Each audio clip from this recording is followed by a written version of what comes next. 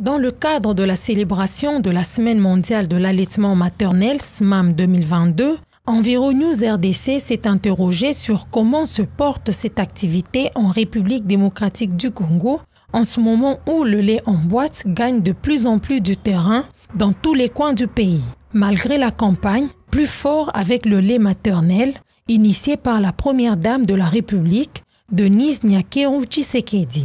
Plusieurs parents continuent à donner du lait artificiel à leurs nourrissons, parfois même durant des journées entières. J'ai allaité les matins pendant maximum 1 heure.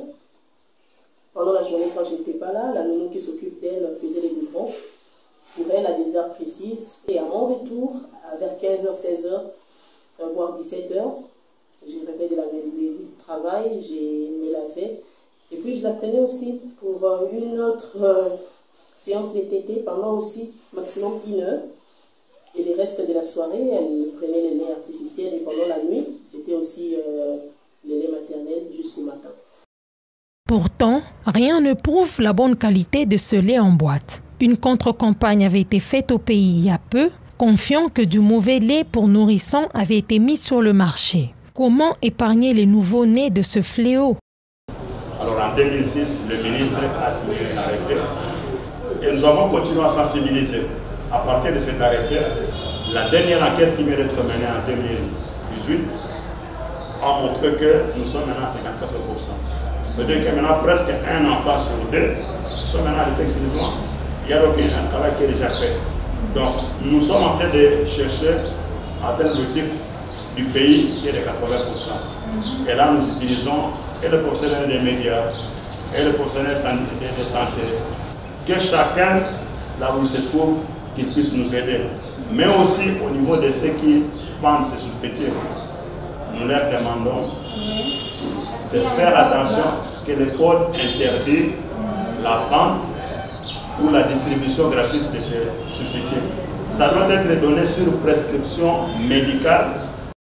Pendant ce temps, la vente de ces substituts se porte très bien dans tout le pays, au vu et au su de tous. Dans certains cas, les bébés préfèrent le biberon au lait maternel.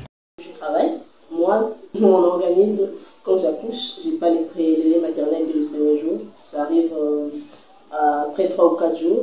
Recours au biberon. Donc, avec mon fils, il a refusé le lait maternel à 2 mois. Et j'ai été obligée de consulter un pédiatre.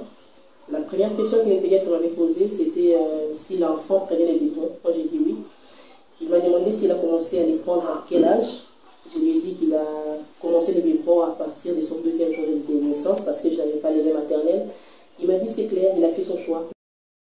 Mais dans d'autres, certains professionnels de la santé sont responsables de la préférence du biberon au lait des nourrissons car ils ne donnent pas les bébés à leur maman tout de suite après l'accouchement, tel que le recommande le nutritionniste.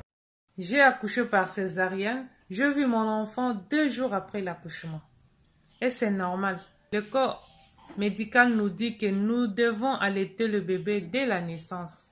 Mais moi, je ne l'ai pas fait car ils m'ont privé de mon bébé. Pourtant, c'est un grand hôpital du pays. Mais quand nous parlons de l'allaitement maternel, il faut savoir que ça commence déjà dès l'accouchement. Donc nous conseillons au moment de donner le lait maternel, j'attendais tout sur l'accouchement, parce que l'enfant gagne ce dont il a besoin, mais aussi à ce moment-là, quand l'enfant tète, la maman gagne. Allaiter est une chose, mais ne donner que le lait avant 6 mois en est une autre. En tout cas, mon enfant ne prend que du lait. Elle a maintenant 5 mois, elle n'a jamais pris de l'eau. Je lui en donnerai à 6 mois comme on dit le médecin. Pour d'autres parents, ne pas donner de l'eau à l'enfant dès la naissance est une torture. Moi, quand j'accouche, c'est juste quelques minutes après l'accouchement que je donne de l'eau à mes enfants.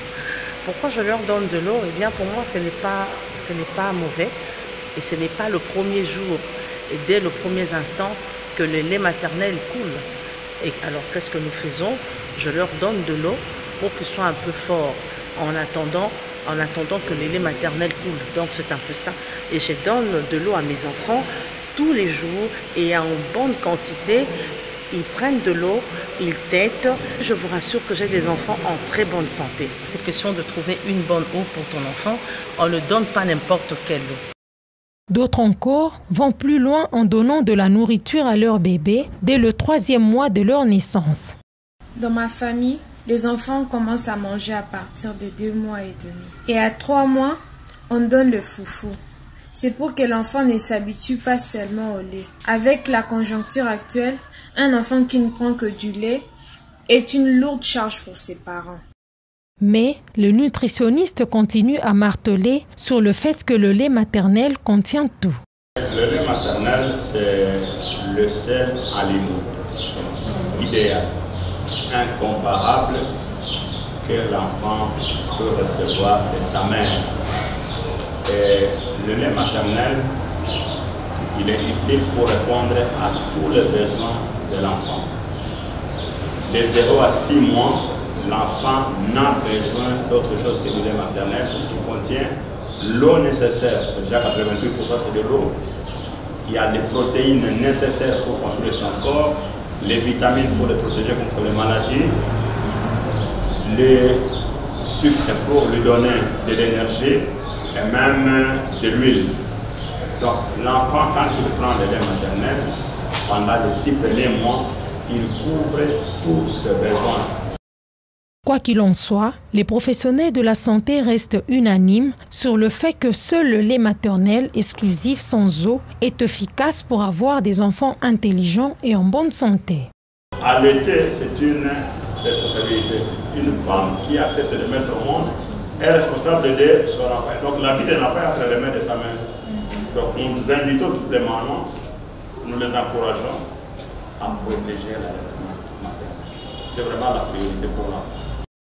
Pour rappel, la Semaine mondiale de l'allaitement maternel exclusif est célébrée la première semaine du mois d'août de chaque année. Pour cette année, cette semaine avait pour but de se concentrer sur la consolidation des capacités des acteurs qui ont à protéger, promouvoir et soutenir l'allaitement maternel à différents niveaux de la société.